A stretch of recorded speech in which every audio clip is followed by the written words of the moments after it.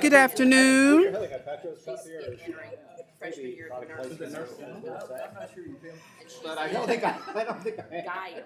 Good afternoon.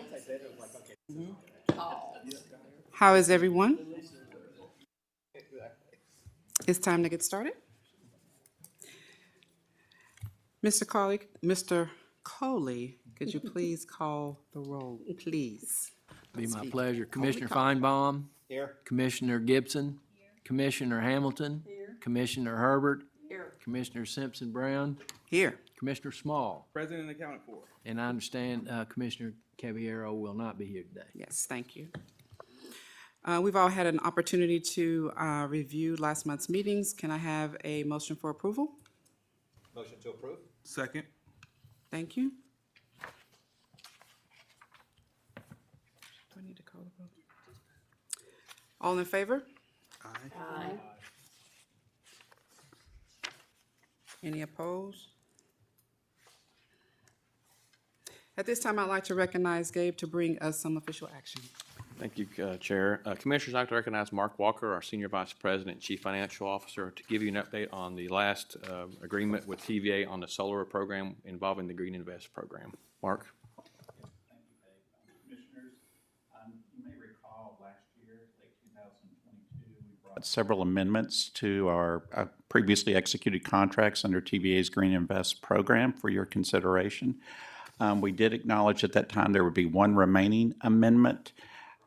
We expected it to probably come sooner than today, but there are 4 other parties actually to this solar development project in Tullahoma.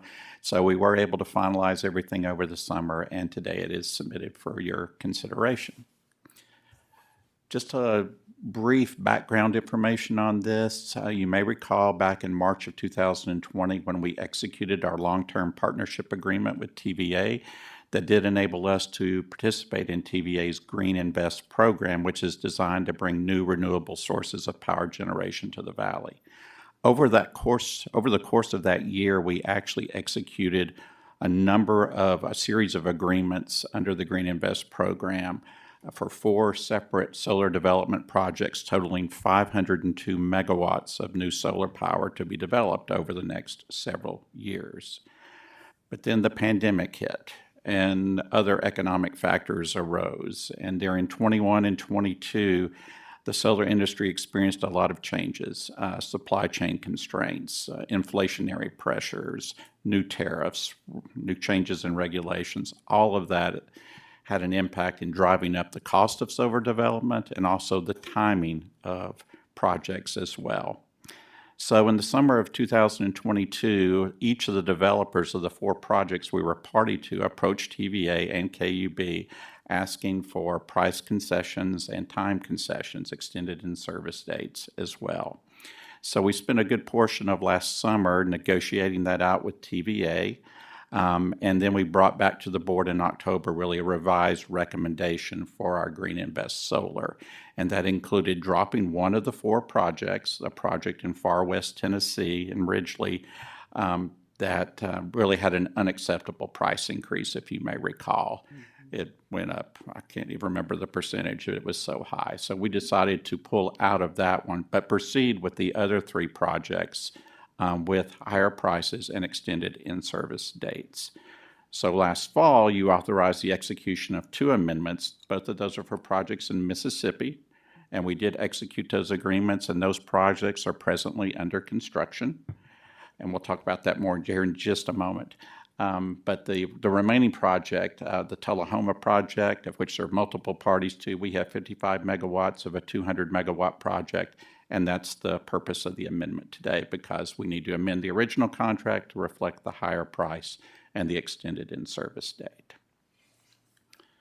This table shows all 3 of the solar projects under the Green Invest program, which we are a party to.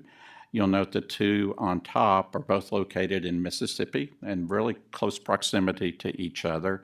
And you can see the particulars of those. I draw your attention to the in-service date. The Golden Triangle project is due to be completed and in service by June of 2024. So a lot of work is going on that one, as well as the Optimus project, also in Mississippi, which is due to come online in the first quarter of 2025. Yes, sir. When we dropped Ridgely over in West Tennessee, did that give us an opportunity to increase our shares other places? Because how many megawatts did we lose when we dropped Ridgely? We dropped 177 megawatts because that whole site was for KUB. Okay. We did talk about opportunities to, for instance, in the Golden Triangle project, there's other parties to that, but they all held steady as far as I know. General Motors and Starkville Utilities on that particular project in response to the price increases. Now, in Tullahoma, I will say, the city of Nashville was one of the parties to that. They did drop about 60 megawatts of their original allocation. We did talk to TVA about potentially increasing our allocation, but the answer was they wanted to keep it for their own inventory. So, does that answer your question on that? Okay. And I have highlighted the Tullahoma project. Again, 55 megawatts. You can see the estimated annual output from the solar generation. The contract price is now $3.08 per megawatt hour. The original contract was $1.25, as it was for these other projects as well. And again, as we discussed last fall, we decided to move forward with this at the price increase, and the extended in-service date, which is now June of 2026. So if you look at all three projects together, the total solar generation per year is around 712,000 megawatt hours. You put three more zeros in it, and you've got kilowatt hours, which we're more used to talking about, 712 million kilowatt hours. That represents 13% of our total power supply load for a year. And if you want to see how many households that could serve, it's 54,000 households it could power for an entire year. That's amazing. So this is where we are right now under the Green Invest program. There may potentially be future opportunities for this, but right now I think TVA is looking to build up their own solar inventory at this point in time. And then I did want to share with you a couple of photos. This is the Golden Triangle project located in Mississippi. And these photos are a couple of months old. I've seen some more recent ones, so more construction has taken place. This is the initial clearing of the land, or a portion of the clearing of the land. That is, the actual site will be a total of 1,600 acres for this 200 megawatt project. And then the photo on the right actually shows what's called piles, and those are the foundation of where the solar panels will be laid upon. So to put it into context, you have if you think of our community solar project off I-40, that's 3 to 4 acres and 2,000 solar panels. This project is 1,600 acres and 1 million solar panels. So it'll be quite the site once it's completed, but this is the one that should be finished in June of 2024. And then Resolution 1482 does authorize the execution of the amendment to reflect the higher price and extended in-service date. And I'll be happy to answer any other questions you might have about Green Invest or our solar projects.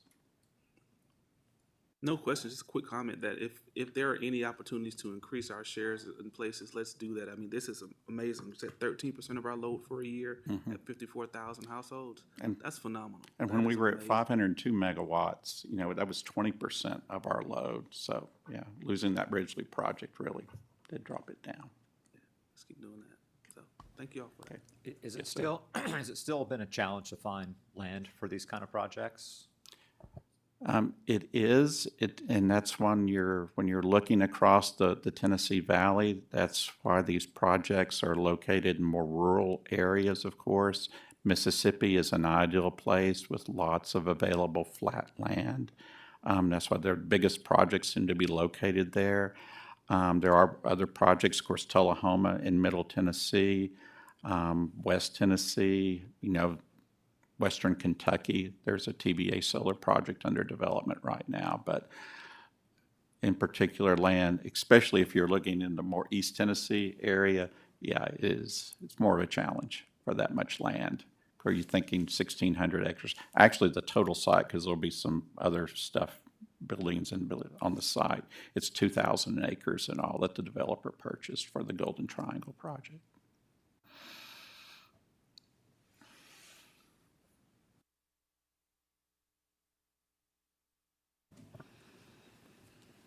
If there are no other questions, can I have a motion and a second on first and final reading for Resolution 1482?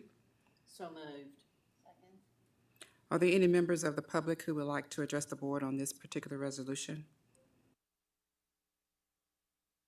Seeing none, Mr. Coley, will you please call the roll for the vote on Resolution 1482 on first and final reading? Commissioner Feinbaum. Aye. Commissioner Gibson. Commissioner Hamilton. Aye. Commissioner Herbert. Aye. Commissioner Simpson Brown. Aye. Commissioner Small. Aye. Resolution 1482 passed on first and final reading.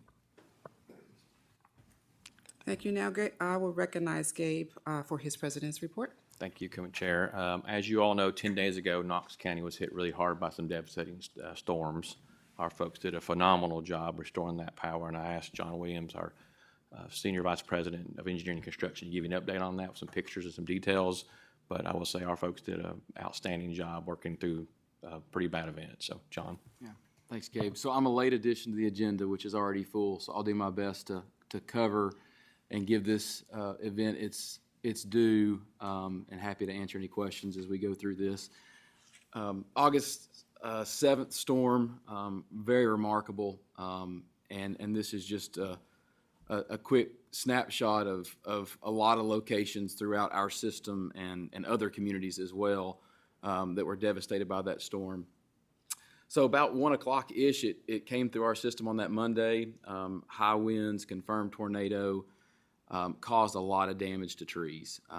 We had very mature trees, very big trees falling on customer homes, property, businesses, causing extreme damage. For us, we saw at least 81 poles broken, over 66 transformers damaged, and in that process, right around 75,000 customers were impacted by an outage, which represents the third largest customer outage event from a storm in our history. And I'll have some historical comparisons toward the end, but it was a big one for sure. At its peak, about 57,000 customer outages in our call center certainly got a lot of business from 2 to 6 p.m. on that Monday from folks reporting outages, and then about 8,000 of those calls were responded by someone directly where a customer wanted to speak with someone about that. So they were very busy early on, as were our crews getting out the door. Good news was it was a Monday morning-ish or Monday afternoon.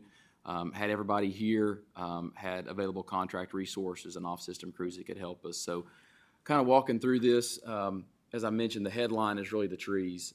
About 83% of the outages were from trees. Most of those were from outside the trim zone that we maintain. So large mature trees falling, causing damage to our assets as well as, again, businesses, homes.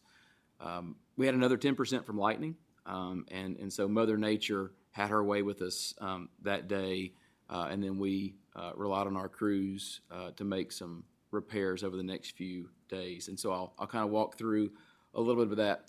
You know, we have a great number of employees and contractors on our system, but we were able to reach out and get crews from off our system, an extension of our contractors, as well as some neighboring utilities that weren't impacted, who were able to loan us their folks for several days.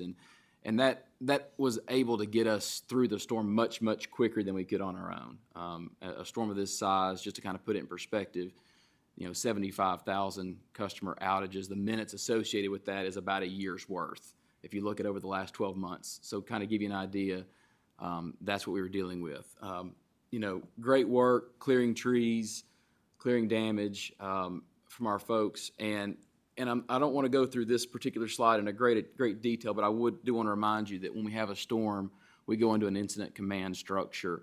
Our organization transforms into a storm response. And I mean that literally, because we have folks that go well outside their day-to-day roles to help us in an event and take on different roles in a storm. So we've got the incident command group that includes the communication side, telling the story to customers, working through that safety, and then liaison groups working with emergency agencies. We have a customer section that stays busy through the entire event, and our operations section, planning, and planning is probably one of the larger ones in there because we've got to do a lot of work to make sure our crews are ready to go because they're the finite resource. You can only have so many of them, and so you got to make sure that they're as efficient as possible, and so we don't want them waiting on us with work, and when they get there, being able to get that work done. And then logistics, again, all around trying to support all that effort. So a lot of work that goes into that, and those rotate through multiple operational periods throughout the entire event. Kind of by the numbers, right at 1,900 repair jobs in the event. Those are unique jobs that I think in this particular event were understated. And what I mean by that is when our damage assessment crews go out, they would see a broke pole, a down line, trees here, and they would create a job around that or confirm that through our system.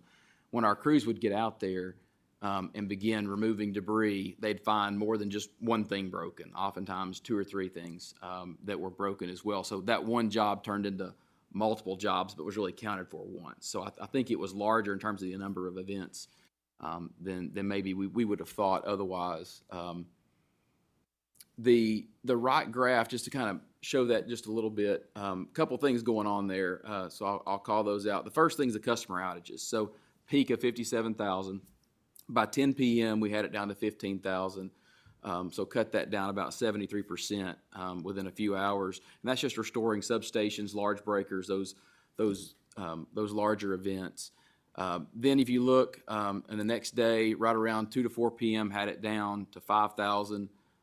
Next day down to 1,000, and then the work continues. So that blue line there shows just the number of events that we had on the system, that 1,905, and just show those being resolved.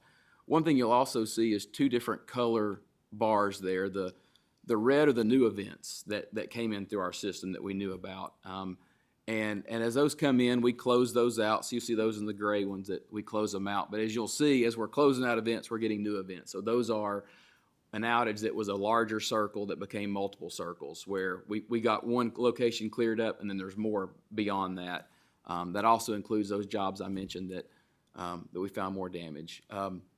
So over 625 people on the ground for the event, which enabled us to get through the event much more quickly than we would have otherwise.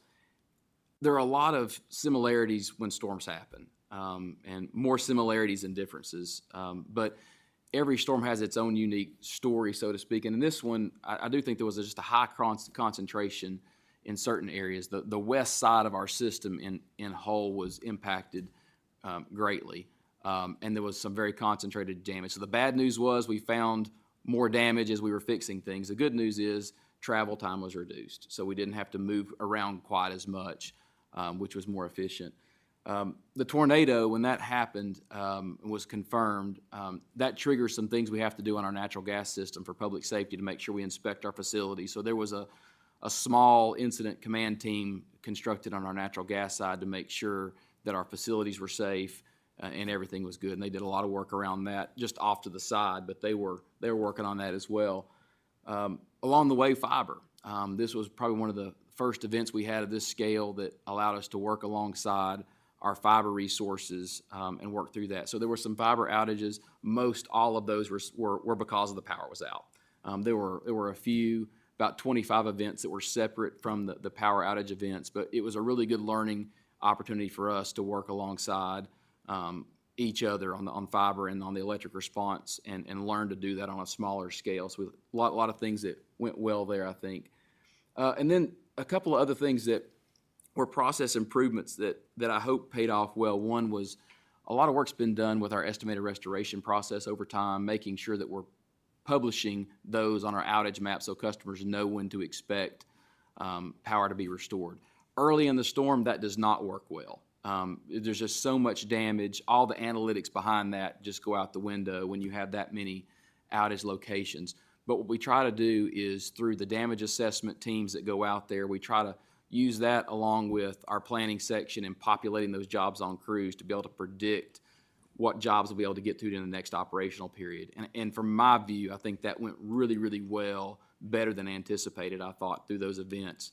for those that we didn't have estimated restoration times for, our call center initiated some proactive outbound calls to those folks, letting them know that we may not have an estimated restoration time yet, but we haven't forgot about you, or we're going to come to you soon. So I think those were things that went pretty well and were unique improvements this particular storm. The historical comparison, I mentioned it was the third largest from a customer outage perspective. When you look at a few other things, just some notable things, I'll just flip right straight to the bottom. From a cost perspective, it's going to rival the most expensive storm in our history, which is 2011. 3.7 million, and that number may climb just a little bit as we continue to refine that a little bit, and that's just a reflection of cost and inflation over time. But you look at just the number of events and a few other things, clearly it stacks up in history as one of the largest events that we've experienced overall. And I think, again, 78 hours to restore right over 3 days puts us in line and maybe even a little bit better than some of those storms have passed. So certainly those off-system crews and process improvements over time has improved in that.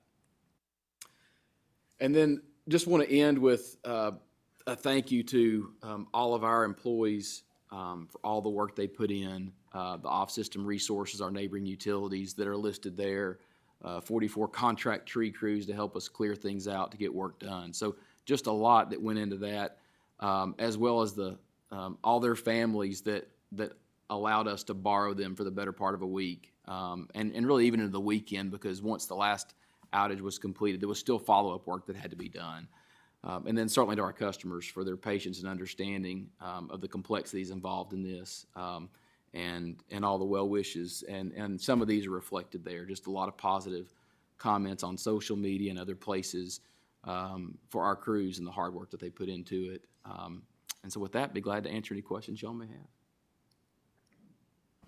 Just first of all, we've talked about this. I know I've emailed quite a few folks on the board that just to commend the entire KUB team.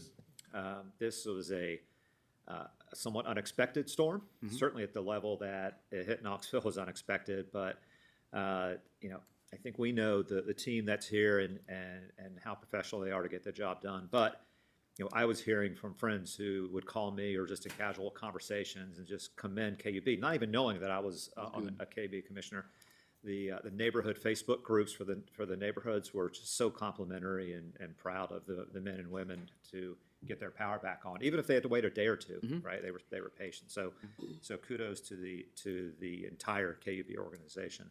Thank you. Question for you in regard to I know that the call center had some challenges. The app, I think, was down. The KUB app had some challenges. Was that due to an overload of calls? Was it due to power outage or the redundancies that failed in that regard? The app and specifically the website, pretty complicated issue. Ultimately, the outage map stayed up, but we had a configuration that we're still trying to chase down on that front end that it was just a pure throughput issue. The storm comes through when literally, you know, everybody's at work or school and immediately want to know what's going on, and it just flooded it. And so shouldn't happen. It's been stress tested for well beyond what it got hit with, but we're taking a real deep dive to be sure that doesn't happen again, because it's unacceptable, and it shouldn't happen in that regard. So all the systems behind that, our AMI reporting, all the other outage maps, all that still stayed up, but it was just that outwardly facing front page of the website that hiccuped. Yeah. John, I was going to say, you know, do we get hit by those supply chain issues? So, you know, we have to replace 81 poles and 66 of the other apparatuses. So talk about, do we have that in-house? Do we borrow from other utilities? Because I know that, you know, as we've talked before, supply chain has been an issue. And when you have to replace that many poles and other equipment at one time, it could really strain your resources. Yeah, no, we have all that in stock. We've over time had some strategic conversations about what to have on site for new service, for growth, for storm response. And so we carry a little bit more on hand because of that. And honestly, with some of the supply chain, we've tried to get as much as we can of certain things, just knowing the uncertainty around that. So we were able to get all that, and we were able to take care of it in this storm, but certainly, we would rather not have to use it for that purpose if we don't have to, but we did have it on hand. I was just going to echo the compliments to everybody here. I mean, I was fortunate enough to live in a neighborhood where after the storm, you could drive down through my neighborhood and all it looked like was that a heavy rainstorm had gone through. So I saw the photos, of course, of what happened in the area where the tornado hit. But then later that evening, I was driving by North Shore and Lions View, and I looked backwards, and I could not believe that there wasn't a second tornado that had hit there. I have never seen anything like that. It was just absolutely incredible, and you all moved very quickly, not only to repair, but to make sure that everybody was safe, and that's just, like I said, looking at what could have been through there, it was just really incredible. So kudos to everybody that jumped in and did what you did and managed the information flow and everything that you managed to accomplish so quickly, because it was just a massive amount of devastation. It was amazing. It was. You mentioned rain, and Donna, I forgot to mention something, but on Thursday, we had another storm event come through, a lot of rain. And so from a plant's perspective, they went from about 17 million gallons to 120 million gallons in about an hour. So in that time frame, there's a whole lot of rain, and so they were busy on Thursday as well. So it truly hit all parts of KUB, either on the front end or the back end. So a lot of folks working on that. But yeah, for sure, good deal. You know, I do want to echo what my fellow commissioners said in terms of just the professionalism and the timeliness and the hard work of our staff. And I think for this board, it is, sometimes we get some heat for some of the decisions we make. But I think in times like this, I think this is where that pays off, and it shows that we are thinking, and you all are thinking, forward thinking in terms of how to protect and support and ultimately, you know, keep our community with these necessary resources as it relates to energy. So I just want to again echo what they said and just really thank the leadership of KUB, because this doesn't happen without really strong leadership, and you all made that happen. So again, you know, Thank you. good work. You know, your planning skills, one of the things that has impressed me about KUB over all these years that I've been on the board is the fact that you plan for circumstances. And that planning shows in the responses that you were able to make in this situation. And so if anybody ever doubts, oh, why are we, dealing with this? This is a classic example of being able to show, we have a plan and we can get into action very quickly. And thank heavens, in some ways, that it was at the timing that it was on a Monday. It didn't happen during the night. And I think the timing of that storm probably ended up saving maybe lives too, because of the fact that it was in the daytime and you all were able to respond so quickly to those down lines where someone might have touched one of those. And, the seminars that you put on, the demonstrations about don't touching those lines, obviously it's all worked. And I think that it's because you all have gotten an organization that realizes that you've got to be community driven, and you responded, and I'm impressed continually. Thank you. Appreciate it. One last thing. I wanted to thank Gabe as well and all the leadership for making sure that we were in the loop of what was going on. It's like I didn't have to ask any questions. So that's very appreciative, and I'm able to communicate to people who are asking me questions. So I was like, be patient, and I'm riding down the street and different places, and I see KUB and various utility trucks all over the place. So I was able to communicate, what I knew as well. So. I would also echo the forward-thinking investment in technology. I visited the operations center right before that last big storm, And so I do think the investment in technology and they'll be able to, you know, mobilize and coordinate and communicate, really wouldn't be happening without those investments. So great forward thinking on that. Thank you. All right.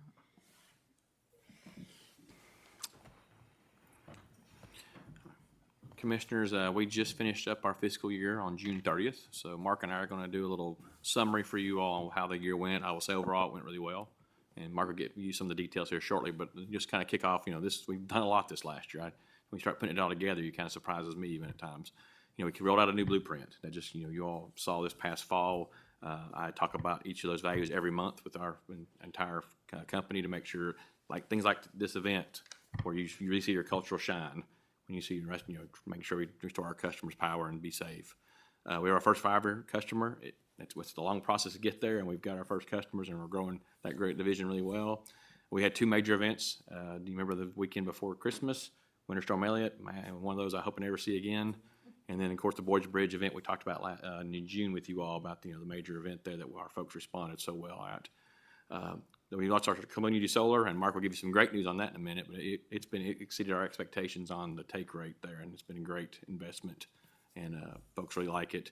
We weatherized 2,600 homes now in the Knoxville area. That's a lot of folks with a much more efficient house, which a much more comfortable house with a lower utility bill. And then finally, our systems are financially sound. Mark will give you a lot of detail on that. It's his favorite part, and so let him have that part. So with that being said, Mark, you can take it from there. Okay, thank you. Commissioners, I'll begin with an overview of our financial performance for FY23. Also talk about how we fared against our financial metrics and organizational metrics as well. But from a financial perspective, the systems did end the year in a good position, financially sound, solid cash positions for all of our divisions. Just taking down some of the major items. As far as earnings or net income, for the 5 divisions, electric, gas, water, and wastewater did generate positive earnings for the year. It varies by the division. Electric's going to be the highest. Wastewater is going to be the next highest. That's just typically how it works given the size of the systems. The fiber division did experience a loss that was expected for the course of the year. As we noted when we started up, those first few years we would be having operating losses. So we did have a loss in the fiber division. With respect to the budget, each division finished under their budget appropriations for the year. You may recall back in May, the board did approve additional appropriations for both the electric and gas divisions as a result of rising wholesale energy prices over the course of the year, and those additional appropriations certainly were needed to be able to fully fund all the expenditures for those 2 divisions. With respect to some components of the budget, O&M was up $12 million over budget, and we touched on this back in March when we gave a mid-year update. Inflationary pressures impacted labor, impacted contractors, impacted the cost of chemicals, cost of utilities. So a number of factors drove that. You'll see in a moment that the electric division really bore the brunt of that increase in O&M, as we also did have several major storm events that occurred during the year, not to the extent of what happened a couple of weeks ago, but still those added to the cost for the electric division. Capital in total was $75 million under budget, driven really by the timing of large multi-year projects, and then just some deferral of projects as well. But that's more of a timing issue on that. On the sales revenue side, on the margin side, really sort of some good news. Water and wastewater exceeded their sales revenue budgets, which was good. Gas margin was about flat compared to budget. Electric margin was actually down about $4 million compared to budget, and that's a result of a mild June. If you went back to June of 2022, we had a really strong, it was blazing hot, and we had a good performance in June of 22 for electric, not so much for June of 23 with the milder weather that we experienced. So that did impact our electric margin. From a debt perspective, well, also just mention interest income, up $6 million over budget. Rates are beginning to rise finally on investments. So that was a boost to each of the divisions with higher interest income. From a debt perspective, we had a net addition of $47 million in outstanding long-term debt. We sold $89 million in new long-term bonds during the year, $79 million for electric, $10 million for water. But that was offset by scheduled repayments of outstanding bonds of $42 million, so a net increase of 47. And then we did maintain our high-quality bond ratings. Looking at the budget expenditure variance, just a couple, I know there's a lot of numbers on this slide, just a couple of things to point out. We talked about the wholesale energy, wholesale electric power, wholesale gas costs being well above budget. That was really the need for those additional budget appropriations. Again, you see the O&M, $12.3 million. You can see electric had the majority of that at $11.2 million over budget. Capital spread over really the four major utility divisions. Electric was $39 million under budget. About $25 million of that or so was related to the deployment of fiber services, getting a little bit later start due to supply chain issues on the fiber side. That led to a significant positive variance or underspend in capital for the electric division. So if you go down to the bottom, you can see definitely, electric was $27 million over, gas was $13 million over, but those additional budget appropriations provided the means to be able to pay those expenditures. So that's from an expenditure perspective. Looking at how did we compare on revenues? Now you would expect, because wholesale energy was up so much on electric and gas, there's a flow through of that to customers. So our revenues are up as well. Not necessarily by the same amounts. We talked about electric having a $4 million decrease in margin compared to budget. So you can see revenue was at $53 million, but power costs were at $57 million. There's your $4 million decrease in margin. Gas was roughly flat. Here you see the increases in water and wastewater. Water up about $2.5 million over budget. That's really good. That was driven by both higher residential and commercial sales than what we anticipated. Wastewater up almost $6 million over budget. And that was really driven solely by commercial industrial customer flows being more than what we had budgeted for that. And then fiber was about $9 million under in sales revenue as a result of just the delays that we experienced in the deployment of fiber services. Other revenues, you see sort of across the systems here, $1.8 million in total, but it's a little misleading. You say, well, what's going on with water with a negative $3.4 million? We had budgeted a $5 million grant for the ARPA funds for the building of the filter project. That's purely a timing issue. It just didn't come in as we expected. It will come in FY24. So don't be alarmed by that. If you kick out that $5 million that we didn't get, then that's up close to $7 million, and it's really driven by the interest income that we talked about previously. And then putting both components together from an expenditure and revenue perspective to see what the cash impact was on each of the divisions. As you can see, it was quite positive by varying amounts, and 29 million electric, 7 million gas, 14, 17, but really does tie to that capital issue with the timing and deferral of projects is why the cash position. So if you were looking how we compared to what our cash targets are, they're up quite a bit, but again, it's traced back to the capital spend. Any questions on that? Okay. Quick review of our long-term debt position at the end of the fiscal year. You can see the amount of outstanding bonds for each of the 4 utility divisions as of June 30th. In total, it's $1.1 billion. Wastewater is the highest at close to $470 million. Electric's about $370 million. And the interest cost on those outstanding bonds spread over the life of the bonds is $527 million. You can see our bond ratings, again, really where we want to have them, though we want to get that back up one of these days, and we want to get that to AAA. That's one of our missions, my missions. On the debt coverage target, the very last column to the right, that is important. That's one of our key financial indicators that we look at. And we have target levels for each of the divisions, and we did exceed those target levels for each of the divisions for FY23, which is another sign of the financial soundness and strength of the systems. Financial metrics, the board for FY23 did approve 4 financial metrics and then you can see how one for each of the divisions with the exception of no debt metrics for the fiber division.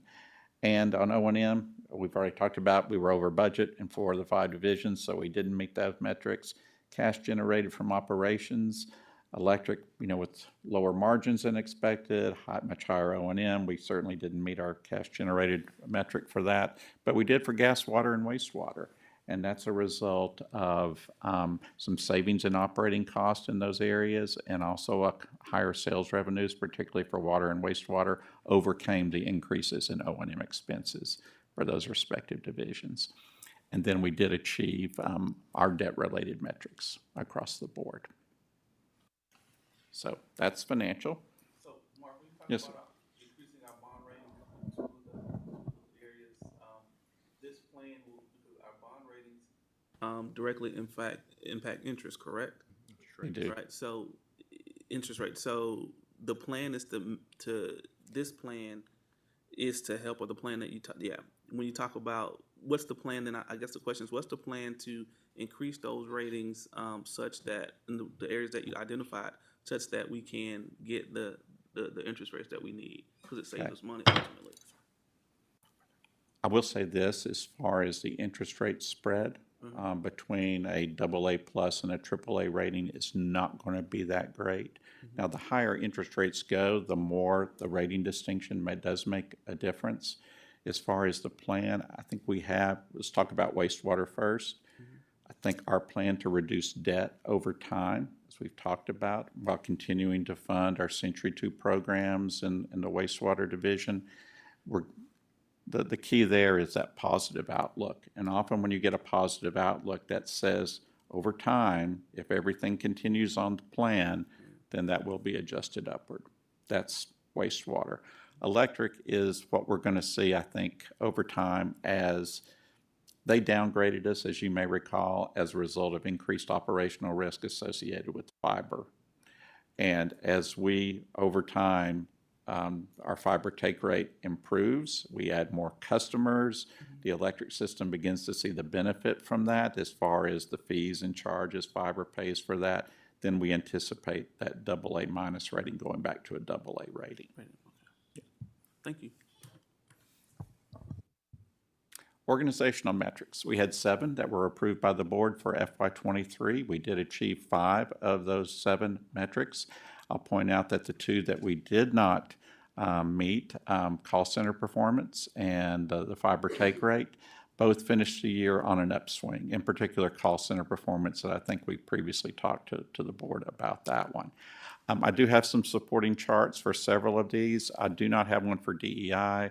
That metric was really based on achieving several projects, carrying out several projects over the course of the year related to training, community partnerships, and also recruitment strategies. And I'm pleased to report that we really achieved and implemented all of those projects and are making progress in that regard. On environmental stewardship, we really had 2 components of that metric. One was our community solar. Our goal was to be 50% subscribed by the end of June. We were at 87% subscribed by the end of June, so we blew that out of the water.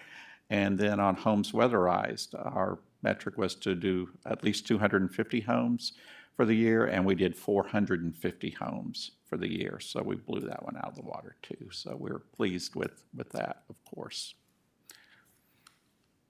So a few supporting charts. Safety performance, our goal for the year, and a serious preventable incident. A serious incident is if there's a fracture, if there's an amputation, if there's electrical shock, it's a laceration. These are obviously serious injuries that are also deemed to be preventable. We didn't have any for the year. We actually set a goal of 1 or fewer. Going forward, our goal each year is going to be 0. And that is reflected in the FY24 metrics that have already been approved, obviously, by the board. So good year for safety performance. Electric reliability. We did achieve both of our metrics related to electric reliability, both from a duration and frequency perspective. Our goal for the average electric customer was 2 hours or less without power, and we came in at 1.93, or about an hour and 54 minutes, something such as that. And the number of outage events for the average electric customer also was below the target. Target was 1.45 or less. We came in at 1.33. I will point out, as we've talked in the past, this does exclude major storm events on that. So given we had several major storm events, that number would be higher if you incorporated that. Century 2 performance, our key asset categories, our targeted replacement levels, we really achieved all of those with the exception of wastewater main, where we came in up a couple of miles short, and that was a result of a large project that we just deferred. It had a couple of miles of replacement on that, but everything else on track. So when we think back to, you achieved all those goals, but you were still over $70 million under your capital budget, that speaks to the fact that those were those large multi-year projects as opposed to the regular frequency of Century 2 work. And utility call center performance, this we talked about, we really finished on an upswing on this. We made a number of improvements, increased staffing, some process improvements. We started out the year in the low 20s, and when the audit committee actually set the goal for FY23, we knew we weren't going to achieve our 60% goal, but the idea was, let's put that out there. We have several improvements we need to make, and the goal was to show improved performance by the end of the year, which we certainly did. And I know it doesn't show on the slide, but if we had July of 23 up there, I think that was 85%. So we are showing sustained performance on that. And our goal for FY24 is 70%, so we're off to a good start on that. But that's really been a big improvement, big win for us and our customers. Mark and Gabe, remember we talked about, and I'm not sure if it showed up moving forward, but we talked about not necessarily focusing so much on, the time that the call was answered, Right. but more The so quality. the quality of the interaction. Mm-hmm. And so, That is correct. do we have metrics? Are we going to start to put them into metrics so that we know that we're doing a good job, right? It's one thing to just answer the phone, but if we're not getting the person's situation addressed, I'll defer to then Tiffany. Thanks for that question, Commissioner Small. We do have metrics on that. They're not corporate level or board metrics that we share, but we've measured those metrics for a very long time. So we do call quality metrics. Generally, we're in the 95 to 98% for call quality. And we're also planning a project to get actual direct feedback from customers from a customer satisfaction. So at some point, we'll be able to bring those types of metrics forward from a customer satisfaction standpoint to the board. So yes, we are looking at all those elements because what's important to us is the quality of that call, what the interaction is like versus just how quickly the call is answered. And as a board member, I think that information in terms of call center performance would probably be more impactful to me versus just the number of seconds in which we pick up the call. That's a good How do we question. Good point. actually measure that presently, Tiffany? Back in the 60s and 70s, my mother worked for the telephone company, and she actually observed calls. That was one of her jobs, which was, blows my mind today, but. So not much has changed since the 70s. We do have a staff that monitors calls. So they listen to random calls for all of our associates that take customer calls, and they actually evaluate those calls. Okay. And so we do coaching and training if we see things that aren't going well. And then we, of course, reward and applaud those folks that are doing a good job.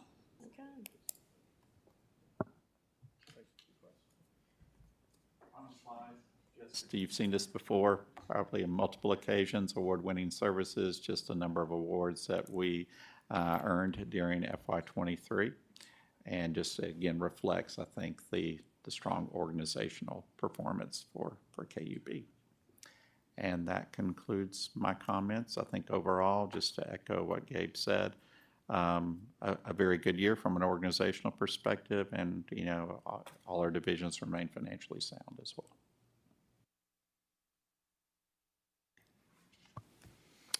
Hi, Commissioners. I'm going to ask Susan to do two presentations. The first one is a presentation on some of the federal funding opportunities that are coming down with all the federal monies that are being doled out over the next few years. We have talked with our folks at KAP, our Community Advisory Panel, about that, and Susan will give you an update on that conversation and what we see going forward. And we also received an award just recently, so I asked her to do that while she had the floor. So, Susan, you get both presentations. Thanks. Yes, it was earlier this year, we had a meeting of the Community Advisory Panel, and one of the KAP members actually said, you know, all this federal money is coming down the pike. We need to reach out our arms and just grab as many of those as we can for our system and for our customers. So we responded to that by having a conversation with them about some of the things that might be available and trying to find ways that we can collaborate on that. So that's what this report is about today. Before we began that conversation with the KAP, we actually retained the services of a consultant to help us really dig into those funding sources. West Monroe is a group that we've worked with before on many different engagements, and they did a really good job of providing background research and helping us to sort of prioritize the opportunities that are before us, particularly with regard to the Inflation Reduction Act, which I'll talk a bit more about in a moment. We had them actually come to the KAP meeting in May and present to the Community Advisory Panel their findings and their research so that everybody was starting with sort of a baseline understanding, because this is not something most people have to think about much in their day-to-day lives. So we thought we'd start there and then start having an initial discussion about what next, what to do with that information. The KAP agreed that we'd come back in July and have a discussion about what we had learned. Among the KAP members in particular, there's some folks in that group that will probably be very active in this space as part of their organizations, and they wanted the chance to collaborate a little bit there and then give us some suggestions on how best to communicate these opportunities to our customers, because particularly with the IRA, there are a lot of opportunities for customers. So I'm not going to give you the full West Monroe report, but let me give you the 5-second version, which is there are really two big bills that we're talking about when we talk about this federal funding that's coming down the pike. One is the Infrastructure Investment and Jobs Act. That is really aimed at people like KUB. It's for building roads and bridges and pipes and wires and plants and natural gas lines. And so we're very active in that space. I'll give you a little bit of a preview of that in a moment. The Inflation Reduction Act was passed the following year, and that is really more aimed at end users, whether those are manufacturers or actual residential and commercial customers. It works primarily through tax credits, although there are some rebates as well that are intended to encourage investment in clean energy, electrification, and those sorts of things. So our engagement with the KAP was really focused on that second one, because that's where we have the ability really for customers to leverage that legislation more directly. We asked West Monroe to look at this in two ways. One is, are there any things there that can impact KUB? And there were a few. One of the big wins for public power in the IRA is that where there are opportunities for tax credits for solar installations and other clean energy things, in the past they've only been available to people who actually pay federal income tax, which of course we do not. In this legislation, they have authorized what's called a direct pay mechanism. So now we can reap the benefits directly of those clean energy tax credits through a refund, basically. And so we're in the process of looking at that for our community solar. We think it might be as much as $500,000 in investment that we could get from the federal government for that project. We're still waiting the final rules on that. So as soon as they're ready, we'll be making that application. Electric vehicle charging infrastructure is another opportunity that we might be able to leverage, and certainly down the road, if we were ever to pursue our own solar installation as part of our flexibility arrangement with TVA, that would be eligible as well. So we'll be keeping that tool in our toolkit as those opportunities arise. But as I said, the biggest opportunity here is really for customers. So there are a lot of residential energy credits, tax credits that are available right now. That's so weatherizing your home, making improvements in efficiency of the appliances in your home, switching to solar or geothermal or batteries. There's a lot of opportunities there for customers to claim those credits. Clean transportation is also available now. We've had a tax credit for electric vehicles. Now it's available for used electric vehicles. So that opens up that opportunity for more people. And we are told that as soon as next year, those will be offered at the point of sale. So it wouldn't be something that would go in on your income tax return. It would be something that your car dealer could offer to you as part of your financing package. The other big piece for residential customers is home energy rebates. Again, this is weatherization, electric conversion, those sorts of things. These monies are actually being distributed to the state energy offices. Tennessee is slated to get about $168 million in funding, and the state is now in the process of determining how they're going to dole that out, how they're going to administer those funds. We don't think we're going to know the answer to that until probably sometime next year, but we will be keeping our eye on that, and as soon as we do know, that's an opportunity for us to communicate with our customers about that availability as well. So we shared all this with the Community Advisory Panel. They, in July, had a really good conversation about what are some of their entities doing to claim some of these dollars. We learned that CAC is going to be doing a pilot project to put solar on the rooftops of some of the clients that have been weatherized through the various weatherization programs that we've helped with over the years. So this is a good opportunity to see how does that impact affordability for those families. They now have a really efficient house. If they now have solar as well, you know, what does that do for affordability? City of Knoxville has a host of grant applications. I think at the time one had been awarded, and that was for charging infrastructure for the CAT buses. So I'm sure that they will continue to be very active in this space as well. And the Southern Alliance for Clean Energy is working with partners across the state to work with THDA, the Housing Development Authority, to try and build a program for multifamily housing. That's a market that's very difficult to reach those customers, and if there are things that they can do for solar or energy efficiency, that's something that they would like to work on. So lots of work, good work going on within the group. We also talked about communication. One thing was when these programs come out, let's leverage the materials that are going to be coming from the implementing agencies. And I think there's even going to be some online resources in some cases. So we'll watch for those. But then they really suggested we build on those resources with local trusted messengers. And we've done a little bit of work in that already in that space. We actually watched a video in the meeting of a woman, you know, sitting at her kitchen table explaining in layperson terms what the tax credit for electric vehicles looks like. And so it's just really making that point to make it very approachable for our customers, which of course we would definitely agree with. Maybe look for partnerships with other agencies to distribute information. CAC has a tax preparation program for low-income customers. That'd be a great point of sale to say, hey, here are some opportunities for you to lower your tax bill next year.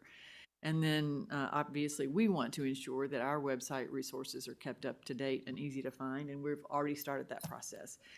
This is on our front page of the website right now. We have information on both the things that are currently available like tax credits and the things that will be coming like the rebates.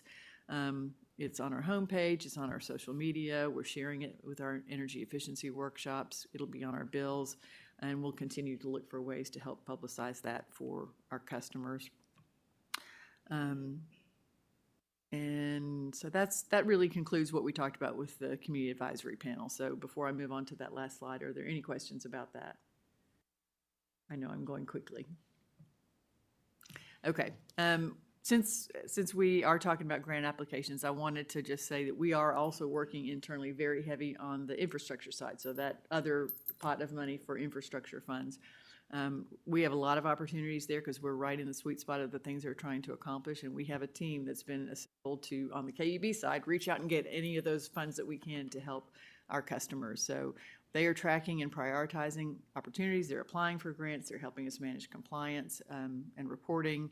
So far, we've applied for over $180 million in funding. You already know about some of that, about $42 million that we've already been granted for fiber and water projects. That means there's 138 out there pending for gas projects, for additional water projects, for grid modernization. We're really focusing on things that help support things that are already in our plans that just help us offset the cost. And so we're very hopeful that we'll be successful in some of those, and we're going to keep working and keep looking because many of these come in multiple rounds. So we'll apply for anything that makes sense for us and for our customers. Any questions about where we are with grants? Okay, my last one is just one slide and very quick, but very happy news. We're members of the American Public Gas Association, which represents all of the municipally owned gas systems in the country, distribution systems. And for the second year, this year, we have won a safety contest for the large category, which is aimed at utilities with more than 70,000 hours of work in a year. So this is the second year we've received that award, and we also won a third place award for our natural gas growth communications plan. That's a communications and marketing award. So we're always happy to brag on the work that our employees do to get us this recognition. So more happy news.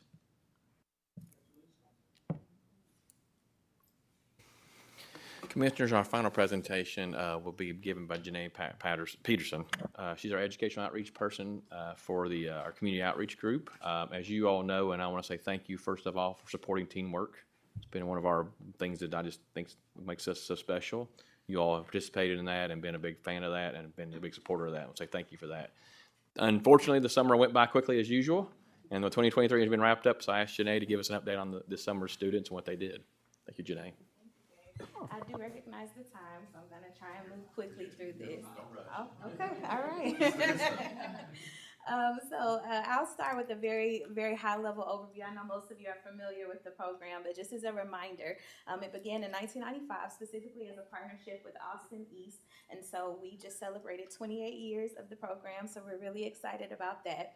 And the purpose of it is to educate high school students, specifically juniors, about opportunities in different career fields, and we do highlight the utility industry, of course, but we also want to provide them with some skills that will help them no matter what career field they choose to go into. And so we do that through a series of workshops. So in the spring semester, the students commit to coming to Saturday workshops at one of our KUB locations, and they're learning different things like community service is one of the topics and one of the things that we do, but resume writing, interview skills, different things that they'll need no matter what they choose to do.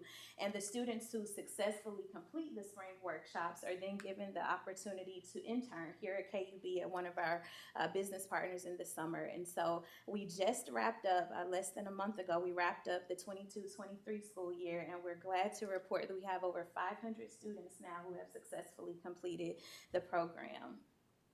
And so just to recap the year, we continued the partnership that we have with Austin East, Fulton, and Central High Schools. We hosted career fairs, which we've been doing for a while, where we have KUB departments and our business partners come and talk to the students about what opportunities are available at their businesses. But one thing we added this year was college fairs as well. So we did a college fair where we highlighted a variety of different institutions to give students an idea of what their various post-secondary options are. And then we also engaged our strategic team on the long-term vision and long-term planning for teamwork, and what we want to do is we're expanding that conversation centered around the 865 Academy. So I know most of you might be familiar with it, but Knox County Schools just recently transitioned all of their high schools to an academy model so that students can choose a particular pathway that they want to pursue for their 10th, 11th, and 12th grade year. And the goal is that once they graduate, they'll have a better understanding of what they want to do, because they would have spent that time in some more focused classes with a more focused career pathway. So it's very similar to what we're doing with teamwork by exposing students to some hands-on opportunities. So we are partnering with them to see what that looks like as the years unfold and how we can assist those efforts. So here are a few pictures from some of the sessions this summer. So in the middle there, I mentioned the college fair that we did. So you'll see those 4 representatives who are from TCAT, Maryville College, Pellissippi State, and UT, because we wanted to make sure we gave a variety of options. Over there on the left is the students this summer as they were touring some of the plants, and the goal there is to make sure students get a wide array of what KUB is all about and not just be siloed in their one department that they're in for the summer. And then you have the picture there at the top right of the students at the ropes course. And so that's one of the most enjoyed activities that they do during the summer. And that's a partnership with Blount County Sheriff's Office. We take them out to Blount County, and some of their officers take them through various activities to teach them teamwork. And then down there at the bottom is just a couple of weeks ago as the students were giving their presentations to wrap up the end of the summer and talk about what they did through their internship. So here's a video I wanted to show just to give you kind of an in-depth look at what the teamwork sessions are like. This was from a session back in February that we did with Tiersa Smith there. You can see at WATE, and so we'll play this really quick. 3,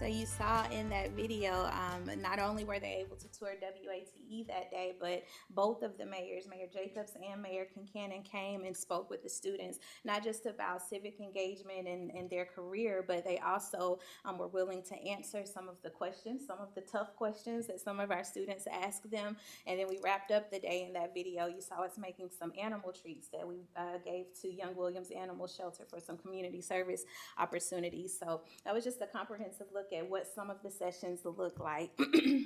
And so another thing that we did this year is we continued our partnerships with local businesses, specifically West Knox Utility District and First Utility District, who we are extremely grateful for. They continue to support the program and are willing to take a student. So we had students placed at both of those locations this year. And then we were really excited to onboard Covenant Health this year. For several years, lots of our students had expressed interest in the healthcare field.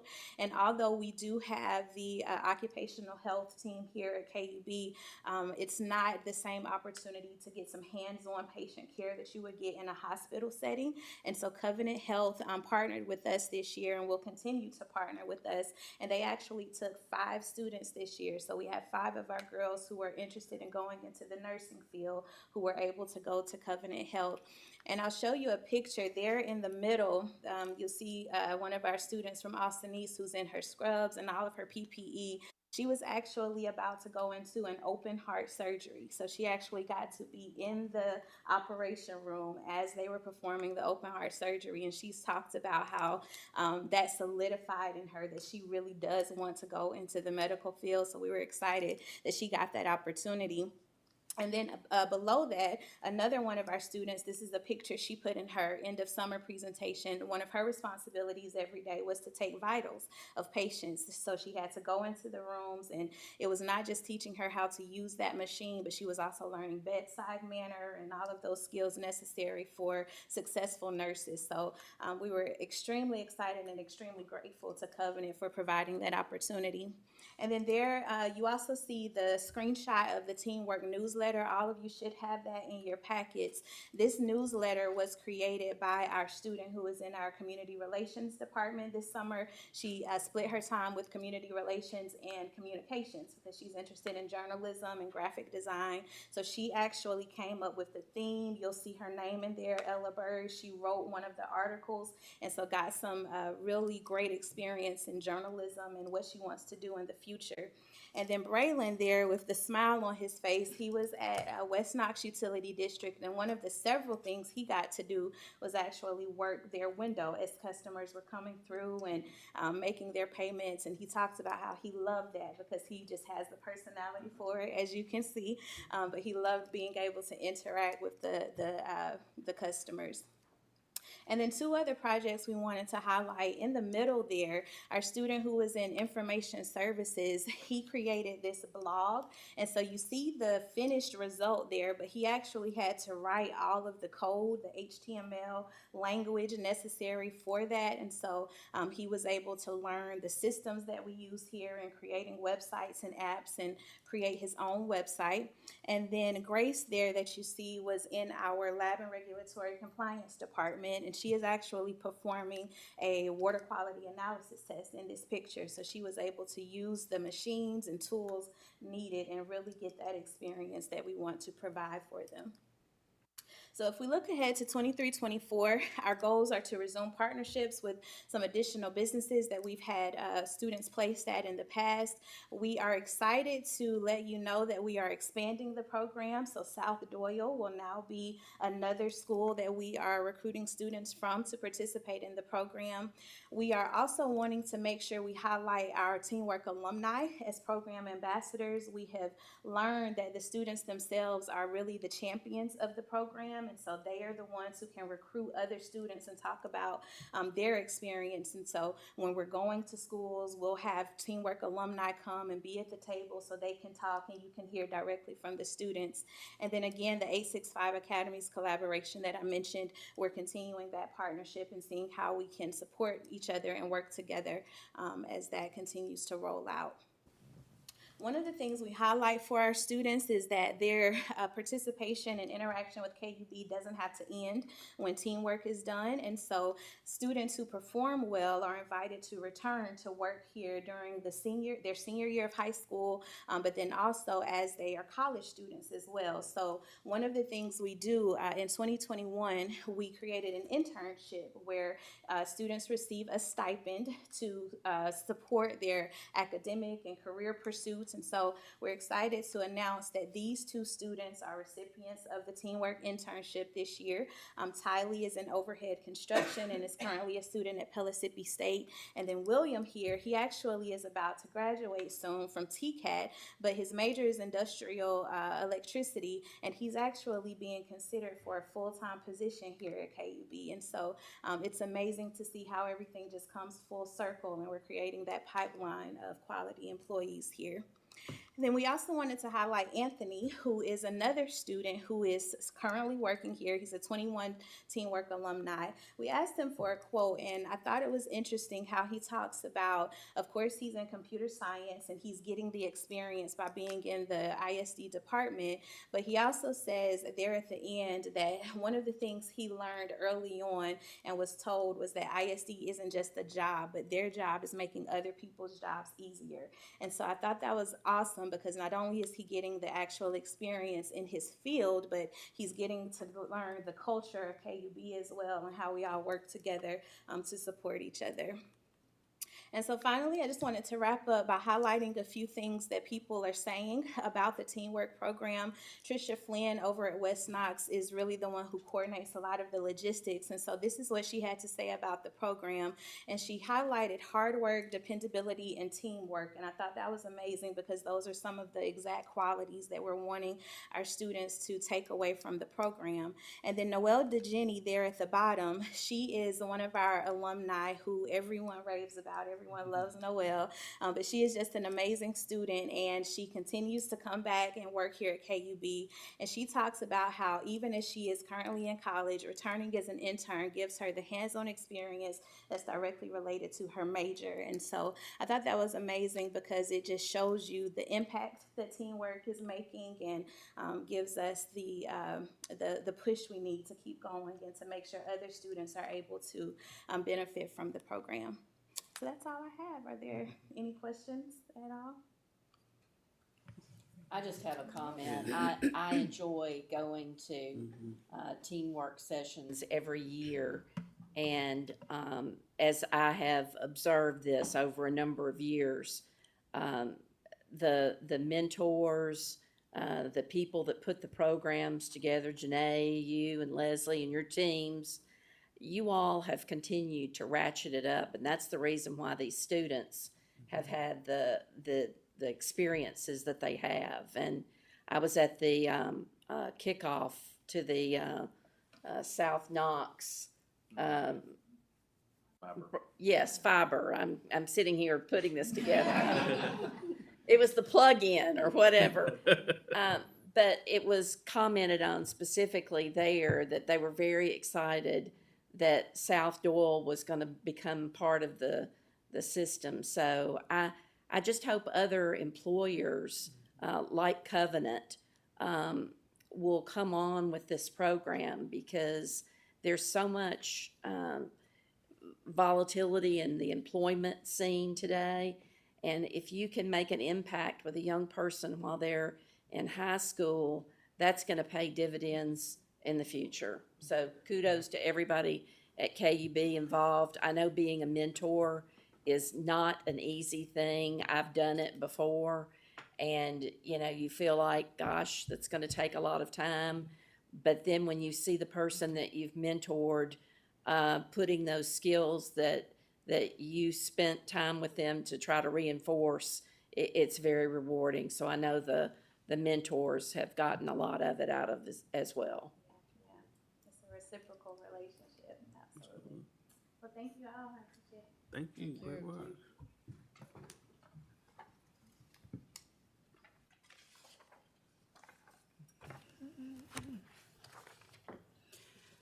Now I'd like to recognize Commissioner Feinbaum for the nominating committee report. Thank you, Chair Simpson Brown.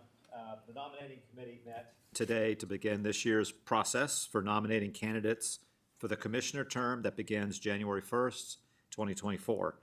This will be for a new commissioner to replace Commissioner Small, whose term will be expiring, and you will be missed, sir.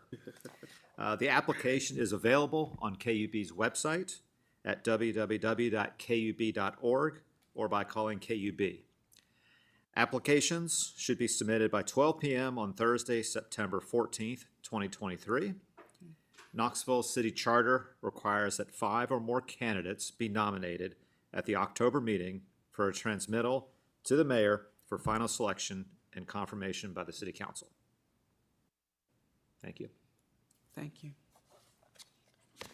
Are there any members of the public who wish to address the board today? Well, following the adjournment of this meeting, the board will have a lunch session that is open for the public to observe. This meeting is adjourned.